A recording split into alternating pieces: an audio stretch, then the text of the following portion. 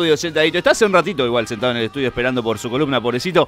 Te dejamos en boxes, es así, Matías. Lo tenemos al profe Matías Ferreira, las columnas de historias más interesantes del país, del mundo mundial. ¿Cómo andas, Mati? Bien, bien. Después de esa introducción, la verdad.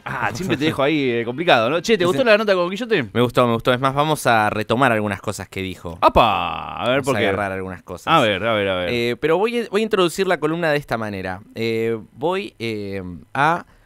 Con esta columna pienso contradecirme. Ok. ¿Por qué? Bueno, ok. Es una fe de ratas, podríamos decir. Fe de ratas. Voy a contradecirme porque en mis redes sociales hace poco puse que esta discusión acerca de si Villarroel es o no es peronista es una de las más, y las califiqué como más repelotudas que ha tenido el peronismo desde que yo tenga conciencia, la verdad. Y eso es algo que sigo creyendo, pero me sirvió para hacer esta columna. Porque dije, bueno, igualmente vamos a darle un pequeño aporte desde la historia a esta discusión. Oh, querido. ¿Por qué no hablaste con Guillermo? ¿Qué cosa, Y porque si no, no iba a tener tiempo para hacer la columna. Tenés razón. Meta, dale. Bueno, entonces vamos a hablar acerca de el combate de azules y colorados. Esto quizás a alguien le suene, quizás a alguien no, que es un enfrentamiento entre nuestras mismas Fuerzas Armadas. Pero vamos de a poco a la cuestión. Para ir adentrándonos en el tema, tenemos que empezar desde 1955, ¿no? Más particularmente desde el 16 de septiembre de 1955, fecha del derrocamiento de Perón, ¿no? El golpe de Estado que le hacen diferentes sectores de las Fuerzas Armadas y sectores civiles, inaugura dos preguntas que van a ser cruciales para los años que siguen. Dos preguntas dentro del seno de las Fuerzas Armadas. Una, la clásica, es qué hacer con el peronismo, ¿no? Si se lo integra gradualmente para transformarlo en otra cosa o si se lo extirpa de raíz, ¿no? Vale la aclaración. Esta duda es con el peronismo silvestre, ¿no? Con los peronistas, no con sus principales figuras, mucho menos con Perón. Todos esos, en el 55, van a ir presos, Perón exiliado, ¿no? Pero bueno, presos o fusilados. Presos o fusilados, muy bien, exacto. Pero bueno, ¿qué hacer con el peronismo? Es una de las preguntas fundamentales. Y por el otro, la otra pregunta que empieza a emerger y que no va a ser menos central es cuál tenía que ser el rol de las Fuerzas Armadas en la Argentina que se venía, ¿no? Si debían ser árbitro de los procesos democráticos o reformadoras de una sociedad incapaz de encontrar el camino por sí misma. Más a lo brasilero, digamos, esta última opción. Claro, exacto, totalmente. Entonces, bueno, con estas dos preguntas sobre la escena, ¿no? Ya sí damos un salto en el tiempo, ¿no? Así que estas dos preguntas van a ser una constante hasta el 73. Digo, van a dominar la escena, la discusión política dentro de las Fuerzas Armadas por serían 18 años. Entonces, bueno, vamos a 1962, que acá sí ya nos vamos acercando a lo que vamos a ver. 1962, año convulsionado, si lo subo, ¿no? Comienza 1962 con la presidencia de Arturo Frondizi. Recordemos, radical desarrollista. Justo ahora que ayer Rodríguez Larreta lanzó su propio partido, el MAD, una suerte de ir recuperando esta idea de Frondizi. Quiero decir que lo dijimos en este programa hace meses, que iba a pasar esto, pero bueno, independientemente, dale. De más allá. Pero bueno, Frondizi, radical desarrollista, él, recordemos, llega al poder gracias a una alianza que hace con Perón, que una vez conseguida la presidencia rompe, ¿no? Lo traiciona al toque, ¿no? La alianza implicaba que a cambio de los votos de los peronistas, Frondizi levante la proscripción del peronismo, entre otras cosas, ¿no? La proscripción del peronismo, de los sindicatos, etcétera, etcétera. Frondizi no va a ser lo más fundamental, que era levantar la proscripción del peronismo. Entonces, bueno, él va a arrancar su gestión traicionando a la gente que lo dejó, que lo llevó a la presidencia. Sí. Entonces, bueno, empieza bastante convulsionada la cuestión. Pero bueno, ¿por qué hace esto Frondizi? ¿No? Frondizi primero va a explicar el plan Conintes, que con eso va a intentar asegurarse de estabilizar el conflicto social en la calle. El plan Conintes fue un plan de represión sistemática que va a ser direccionado hacia el peronismo, ¿no? Va a dividir el país en diferentes zonas, zonas militares, si mal no recuerdo. Bueno, es todo un programa, como les decía, de reforma de la seguridad, que va a tener un carácter represivo. Y junto con esto él va a llegar el año 62 y va a llamar a elecciones, ¿no? Elecciones legislativas a nivel nacional y ejecutivas en algunas provincias. Entonces, bueno, decíamos, Frondizi va a hacer dos estrategias en cuanto al peronismo. Una va a ser la represión con el plan Conintes. Y otra va a ser buscar, a partir de garantizar cierta participación dentro de los comicios, garantizar que el peronismo se diluya, ¿no? ¿Qué va a hacer Frondizi? Va a mantener la proscripción a los líderes del peronismo y a su partido, ¿no? Al partido justicialista o al partido peronista en realidad en este momento. Pero lo que va a hacer es hacer elecciones sin más proscripciones, ¿no? Entonces, bueno, lo que intenta hacer es intentar dividir al peronismo. Decir, bueno, van a tener que acomodarse en las opciones que ya existen. Entonces, a la larga, esto va a lograr que el peronismo termine decantando en otra cosa. En otra cosa que por lo menos haya sido direccionada por nosotros. Entonces, bueno, Frondizi propone estas elecciones y esto, ¿no? Elecciones libres dentro de un contexto de proscripción. Esto va a ser un fracaso total para Frondizi. No, él, no solo su partido, la UCR intransigente, va a perder, no va a ganar en la gran mayoría de las provincias, sino que va a perder frente al peronismo, que va a competir con diferentes seudónimos. Lo que sucede acá es que el peronismo va a crear diferentes sellos en las diferentes provincias, pero va a ser una estrategia unificada, porque va a ser Perón el que va a dar la autorización a que esto suceda, ¿no? Había ciertos grupos de peronistas que buscaban la... ¿cómo se dice? Cuando uno decide no participar de unas elecciones. Abstención. La abstención. Pero Perón dice, no, vamos a participar de esta manera. Entonces, bueno, le sale todo mal a Frondizi, porque el peronismo no solo gana sin la necesidad del sello del partido peronista, sino que además le quita provincias muy importantes y le da una revitalización toda esta transformación que tiene. O sea, empieza a encontrar una forma de participar en la vía política, aún manteniendo la centralidad en la decisión de Perón. ¿Me explico con esto? Entonces, bueno, a Frondizi le sale todo mal. Además de perder en la gran mayoría del país, pierde en la gobernación de la provincia de Buenos Aires ante Andrés Flamini. Por lo cual, esto le marca el ticket de salida, ¿no? Las Fuerzas Armadas dicen, ¿qué hiciste? En vez de apagar el fuego, lo avivaste. Y el 29 de marzo de 1962, 11 días después de las elecciones, va a ser destituido y en su lugar va a asumir la presidencia José María Guido. Guido, y acá sí, ya, ahora sí entramos en lo que venimos a hablar. Guido nunca fue pensado como alguien que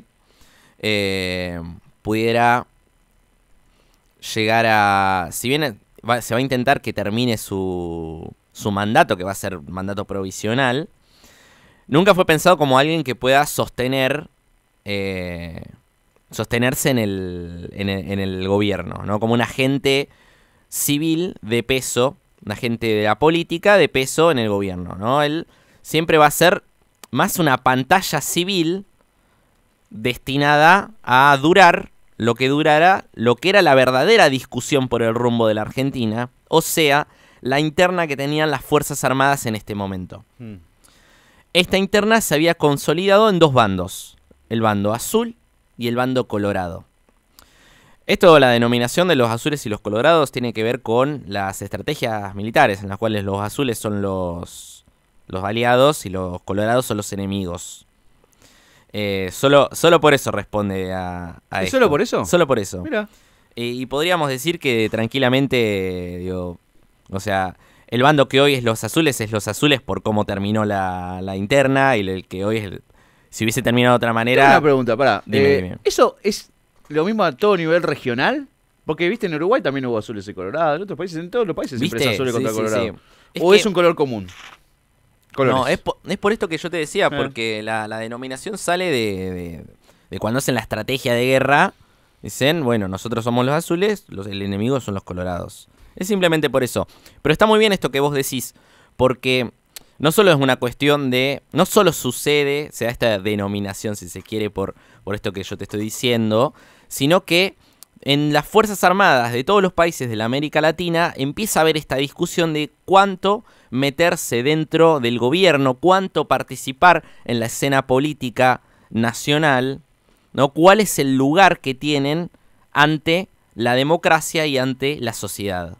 ¿No? Esto es algo que se empieza a discutir en los diferentes países, alentado además porque todos los sectores del ejército, de las Fuerzas Armadas de América Latina, desde 1956, tenían representantes en lo que se conoció como la Escuela de las Américas, ¿no? Que tuvo sede en Panamá. Escuela de las Américas, una escuela militar una escuela de estrategias militares de contrainteligencia direccionada por los Estados Unidos, ¿no? Entonces, digo, hay un montón de fuerzas que juegan de manera simultánea en todas las Fuerzas Armadas del continente. Pero bueno, yo te decía, ¿no? Aparecen estos bandos, los azules y los colorados. ¿Qué contenido tenía cada uno? Los colorados representaban el ala más recalcitrantemente antiperonista, ¿no? Equiparaban al peronismo con el comunismo en la lista de indeseables a extirpar de la sociedad, y coincidían en que las Fuerzas Armadas debían tomar un rol más protagónico en la política del país. En cambio, los azules proponían trabajar hacia una integración con, vamos a decirlo de esta manera, el peronismo integrable, ¿no? La vuelta de Perón era algo inconcebible, pero sí se podía negociar, encontraban que había posibilidades de negociar con ciertas segundas líneas, ¿no? De integrar esto que te decía anteriormente, ¿no? La misma idea de captar al peronismo silvestre extirpando a sus dirigentes, ¿no? Medio como muerto el perro se acaba la rabia o algo así. Exactamente, sí. Esa es un poco la idea, ¿no? Integrar lo integrable. Y en lo que refiere a la política nacional, ellos sostenían que las Fuerzas Armadas no debían cruzar la línea de su propia razón de ser. O sea, que debían conservar una cierta autonomía de la esfera política porque ellos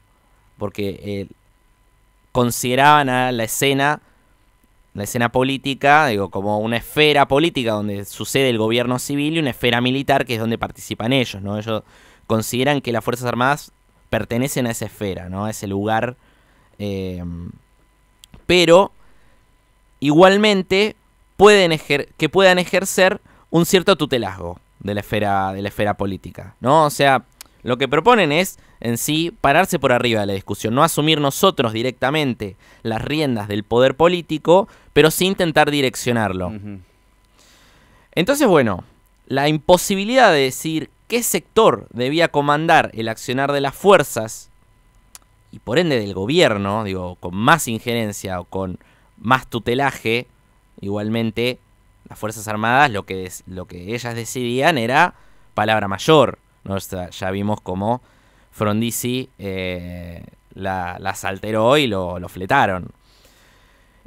Así que bueno, esta imposibilidad de un sector imponerse sobre otro va a llevar a que en septiembre de este mismo año, septiembre de 1962, estalle un enfrentamiento bélico entre ambos bandos, ¿no? Una guerra dentro de las mismas fuerzas, y esto va a ser motivado por una sublevación del bando azul ante la avanzada que habían tenido los colorados dentro del gabinete de Guido. O sea, hay un momento en el cual el sector colorado le dice a Guido: mirá, así no vamos a ningún lado, vos tenés que darnos ciertos lugares. Le piden entre estos el Ministerio de Defensa, la Jefatura del Ejército, o sea, lugares de suma importancia para las Fuerzas Armadas. y Guido cede. Y ante ese cambio de gabinete, los azules dicen, pará, vos te me estás yendo de mambo. Y bueno, ahí ahí se arma el quilombo. El tole-tole. El tole-tole. Que el tole-tole va a ser tremendo. O sea, va a ser un enfrentamiento muy fuerte. Va a ser una verdadera guerra dentro de las Fuerzas Armadas, que va a ser hasta federal. Digo, van a tener enfrentamientos en Jujuy, en Salta. Bueno, acá en el Batallón de Comunicaciones de Citibel, que va a ser tomado por los colorados. El de Güemes y Centenario. Exacto. Va a tener que llamar a evacuar la zona por posibles bombardeos. O sea, ese era el nivel de enfrentamiento que tenían estos dos sectores de las Fuerzas Armadas. Qué cosa que tienen las Fuerzas Armadas con hacer bombardeos internos. Sí, es una cosita que tienen. Pero bueno. Tal cual. No toda la Fuerza Armada igual, ¿eh? No todas, pero bueno, estas no les importa nada. Entonces, bueno, te decía, ¿no? Se va a pelear a lo largo del país, va a durar unos cuantos meses, hasta abril de 1963, que ahí va a terminar el conflicto con la victoria de los azules. Una victoria que va a ser fuertemente capitalizada por una persona que hasta este momento era un ignoto, no se lo conocía, por lo menos no se lo conocía en la escena pública, ¿no? Que es el general Juan Carlos Onganía. Que a partir de esto se convierte en una figura que solo va a crecer. Y acá esto es muy interesante. Y acá esto es un poco por qué se me ocurrió traer este tema. La figura de Onganía en este momento va a despertar podemos decirlo, una pequeña incertidumbre dentro de sectores incluso del peronismo. Sectores del nacionalismo y del peronismo. ¿Por qué? Onganía se presentaba a sí mismo como un nacionalista. Que además, los azules van a terminar siendo representantes de un ala más nacionalista, industrialista, que los colorados, que van a terminar siendo más proclives a un sector neoliberal. Que bueno, que esto igual después lo vamos a retomar. Entonces, bueno, Onganía en cierto punto aparecía como un general un general nacionalista con cierta perspectiva de industrializar o cierta noción de la relevancia que debía tener la industria en el desarrollo del país. Representaba un ala más dialoguista de las Fuerzas Armadas. Entonces, bueno, va a generar un cierto run dentro del nacionalismo y del peronismo, como te decía. Como decir, bueno, van a decir, esperar hasta que aclare, desencillar hasta que aclare, como la frase de Perón. Adoro, ¿no? Esa frase, sí. Es buenísima, sí. Entonces, bueno, van a decir... Perdón, no es de Perón esa frase. Perón la hizo famosa, pero no es de Perón. Bueno. Salvo que vos lo veas a Perón andando a caballo, cosa que no creo. Pero bueno. Igual hay fotos de Perón andando a caballo. Pero no hay fotos de Perón, sí, totalmente. Pero bueno, hasta que no se sepa quién la dijo. Yo solo digo que por lo menos yo se la escuché a Perón. Pero bueno, es verdad que también es una frase bastante común, ¿no? Es muy argentina, muy gauchesca. Bueno, entonces van a decir, estos sectores van a decir, desencillemos hasta que aclare esto. O sea, le van a dar el beneficio de la duda a Onganía para ver para dónde iba a ir.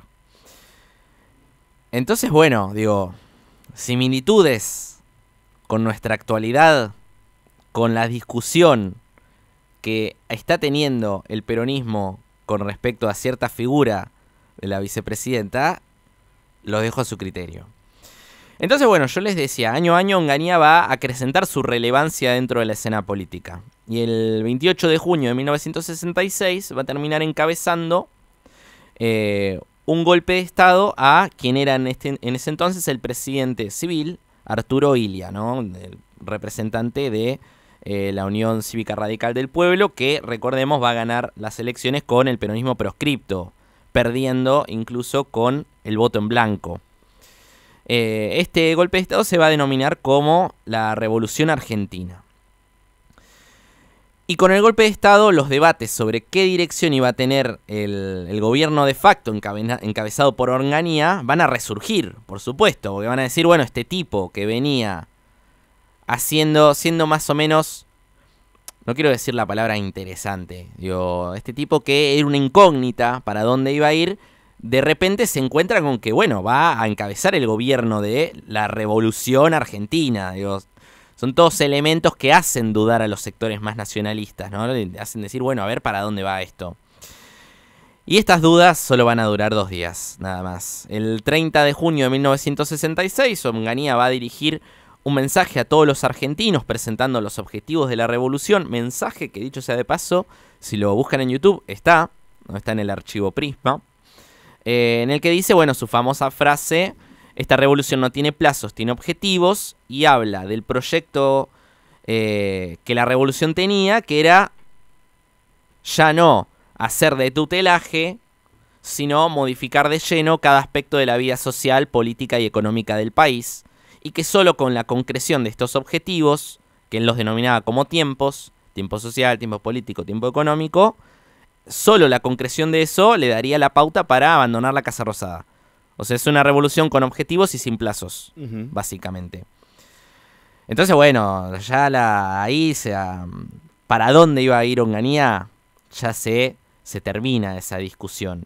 Esto es interesante porque este es el primer golpe de Estado que no se piensa a sí mismo como una suerte de ordenador transitorio del desorden público, sino directamente como un golpe de Estado transformador de la vida en la Argentina. Y además es interesante porque es el último en el que hay una presencia importante y fuerte de sectores nacionalistas, industrialistas dentro de las Fuerzas Armadas. ¿A qué denomino como presencia fuerte? Digo presencia fuerte en cuanto a un bloque en cierta medida consolidado que podía ejercer presión dentro de las Fuerzas Armadas para imponer su proyecto, ¿no? Hasta la Revolución Argentina tenemos un sector que puede tener sus diferencias, que no necesariamente va a lo largo de los 7 años que va a durar la Revolución Argentina, no necesariamente va siempre a obrar en armonía, pero va a seguir siendo un bloque fuerte. Con el fracaso de la Revolución Argentina, esto se va a erosionar, ¿no? En lugar de los nacionalistas industrialistas, va a caer en decadencia, y se va a catapultar el ala neoliberal que crecía a los márgenes y que a partir de esto va a crecer hasta alcanzar el poder el 24 de marzo de 1976. Y a partir de ahí, va a lograr, ¿no?, tener una hegemonía, podríamos decir, definitiva dentro del rumbo de las Fuerzas Armadas, que nunca más van a volver a ser lo que alguna vez fueron, ¿no? Aunque a veces aunque querramos, aunque el día de la fecha podemos decir que hay ciertos sectores dentro de las Fuerzas Armadas que responden al ideal nacionalista, que tienen, ¿no?, su raigambre, que comprenden el rol de las Fuerzas Armadas dentro del desarrollo de la nación. A partir del 24 de marzo de 1976 hay un quiebre y hay una clara hegemonía del sector más neoliberal. Pero bueno, dicho todo esto, me parecía interesante, ¿no?, traer lo que fue el enfrentamiento de los azules y colorados, porque bueno, en cierto punto este manto de duda de qué es lo que iba a pasar con Onganía y que rápidamente termina decantando para un lado, ¿no? La especulación se termina con la realidad concreta del sector que venía a representar, que creo que es lo que sucedería en nuestra actualidad. Me parecía interesante como para traer un aporte histórico a esta discusión que, vuelvo a decir, me parece un sinsentido absoluto. Hermoso, ha pasado una nueva columna de historia del profe Matías Ferreira aquí por Región Capital por la 91.3 y ustedes saben que la pueden ir a buscar, la pueden escuchar en nuestra página de YouTube, nos buscan como Radio Capital 91.3, le dan a la campanita de suscripción, ustedes ya saben, se lo digo todos los días, no me la hagan repetir, denle a la campanita que tenemos que subir, claro. Que tenemos 13.500, 13.700 suscriptores, bueno, tenemos ya por lo menos a los 14.000, che, dale, yo sé que cuesta, pero bueno, es gratis, es un clic. Es un clic. No cuesta en realidad, no cuesta nada. No cuesta nada en realidad, pero bueno, uno a veces, viste, es medio perezoso. ¿Qué sé yo? No estoy acusando a nuestra audiencia de perezosa, ¿eh? Ojo. No, por favor. Ojo, no, por favor. No. Es la dinámica. Mati, en serio, me encantan tus columnas, son esclarecedores, las rompen todas ahí en YouTube. Así que nada, buenísimo. Me encanta. Un poco mío, ¿viste? Señor presidente, ¿usted cree que ya podemos hacer imitaciones acá? Che, no, en serio. Y después tengo algunas cositas para hablarte. Vos no sé, vos lo escuchás a Rebord, ¿no? Sí, sí, sí. No sé si vos notaste el lunes, creo que fue el lunes, en su editorial y todo eso. Extraordinario,